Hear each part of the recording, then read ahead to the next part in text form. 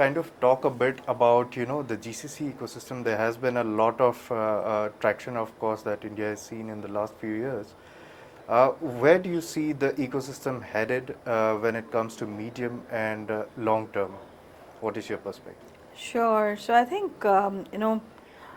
before I talk about the GCC ecosystem, in Epsilon, India, we just celebrated our 10th anniversary recently.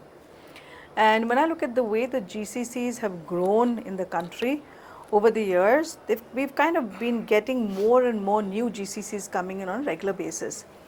I think what is becoming very clear is the kind of talent that's available in India is something that the world has understood and has been able to leverage as well.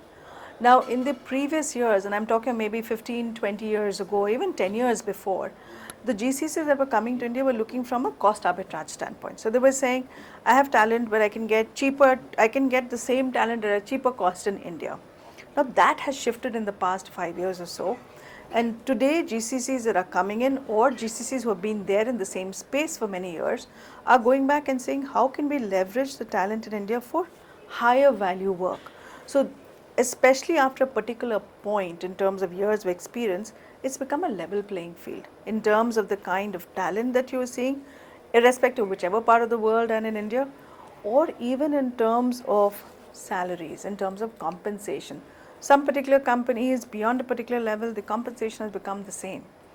So what you would typically be a geographic advantage for India is no longer that, but it's happening because of the talent shift. So companies are coming back and saying, I can see this kind of talent available in India, which maybe I won't get elsewhere in another country. So we're willing to pay the same top dollars that we should pay at another geographic location for the person or for the people in India.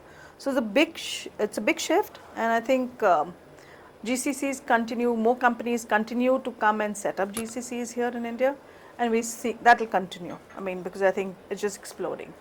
So Sonali, what are you seeing in 2025? What are the trends like?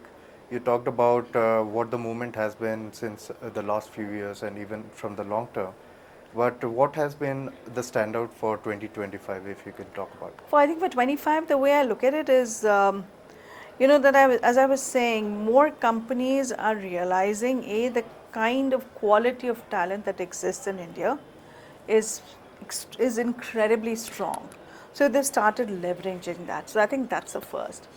The second is the kind of work that used to come into India has shifted. So the quality of work has definitely improved in a number of GCCs that we see. The third that I see is, in the past, GCCs would come to say, oh, we would like to set up a center in India. But they would not come with a very clear plan in terms of what kind of work. It would be more like, let's set it up and see.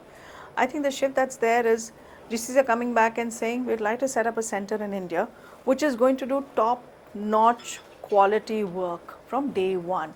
That is a significant shift compared to the past. All right. So those are some of them. All right. Thank you. Thank you, Sonali. Thank you.